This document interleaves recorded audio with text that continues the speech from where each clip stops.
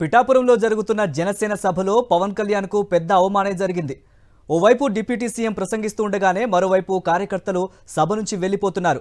పవన్ ప్రసంగం జరుగుతున్న సమయంలో కార్యకర్తలు సభ నుంచి జారుకున్నారు. పవన్ స్పీచ్ లో అభిమానులు ఆశించినంత పస లేకపోవడం, ఏదేదో చెబుతూ ఉండడంతో ఫ్యాన్స్ కు చిర్రెత్తి జెండాలు మడతేసుకుని ఇంటి దారి పట్టినట్లు కనిపిస్తోంది.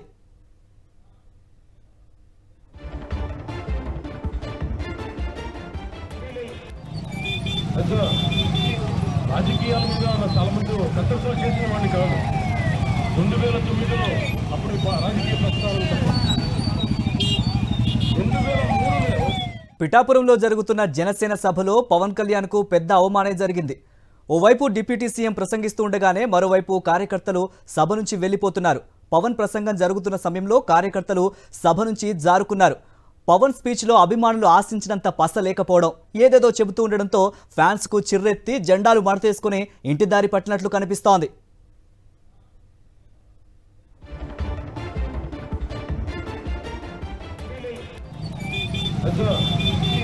రాజకీయాల మీద చాలా మంది కట్టర్సలు చేసిన వాడిని కాదు. 2009లో అప్పుడు రాజకీయ ప్రస్తావన